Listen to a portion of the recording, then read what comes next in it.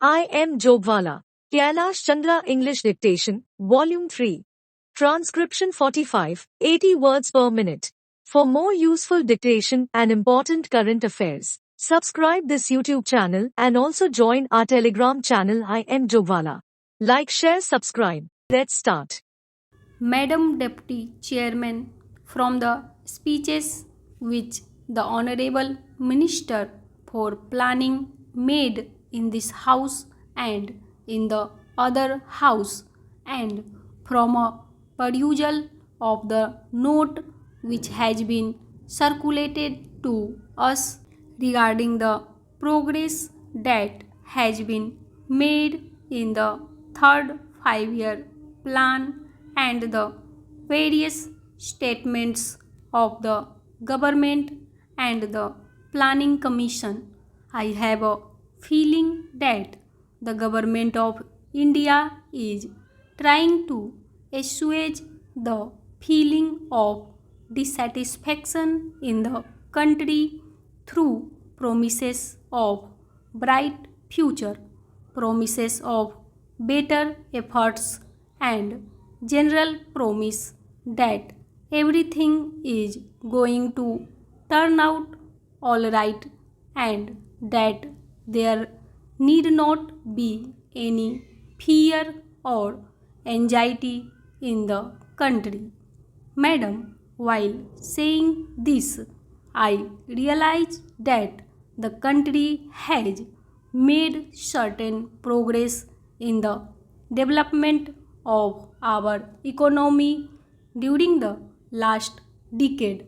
Industrial production has increased, agricultural production has increased, the productive capacity has been built up, and we have also got employment opportunities being created. Above all, we have gained valuable experience in the development of our economy, especially in planning, and these are all to the credit side of the plan. Unfortunately, madam, the price that we have paid for this progress is rather heavy. The imbalances that we have created are likely to go out of control unless definite steps are taken to see that the imbalances are corrected at the earliest opportunity. The problem of distribution of income that is generated as a result of the development efforts in the country is a perennial question and comes up again and again in one form or the other before this house, and though I realize that no definite opinion is possible unless we have got some authoritative data and analysis on the subject, there is clear indication of the fact that if not economic wealth, at least economic power is being concentrated in fewer and fewer hands. As long as economic power is concentrated in such few hands, it will not be possible for us to develop in the manner in which we like. Whatever may be our regulatory and control apparatus, whatever may be our policy, whatever may be the objectives that we place before the country. Similarly, the imbalance between the rural and the urban sector is also increasing. I do not know whether in the rural areas some income has been pumped in as a result of our planned development. It is possible that the well-to-do peasants, the richer peasants, might have benefited as a result of our economic development, but as far as the rural area as a whole is concerned, the disparity and imbalance is definitely growing, and that is also a matter of concern. The very fact that urbanization takes place at such a rapid rate in our country is visible proof that the imbalance has been growing, with the result that neither the urban areas nor the rural areas are today in a position to live the life that they were living before our planned developmental efforts started. Now, there is over congestion in the urban areas.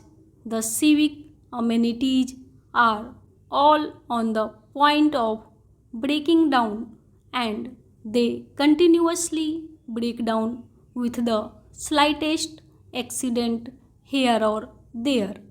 The slums are increasing at a rapid rate, and unemployment is increasing. Whatever may be the figures regarding crimes, etc., that may be published by the government, there is a definite impression in the country that the crime situation is also deteriorating.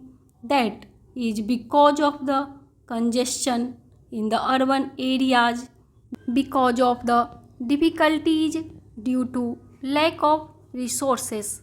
They are unable to deal with the problems that arise as a result of this over congestion, and the problem of law and order becomes more acute as a result of this urbanization.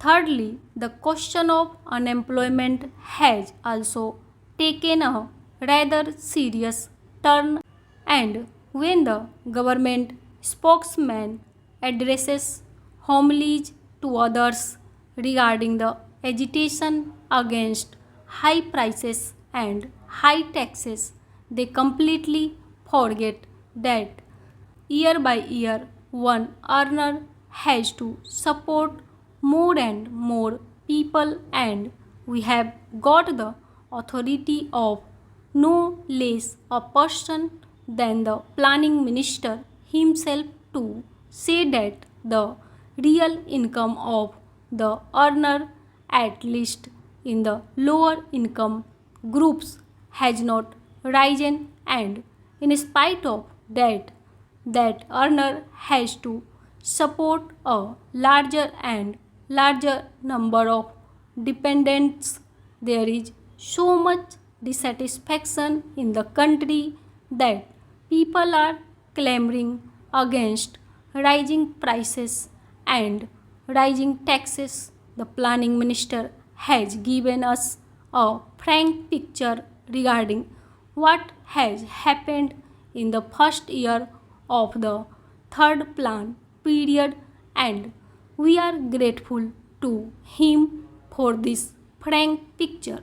The figures that he has cited have given us a clear idea of what is happening to our economy at the present moment.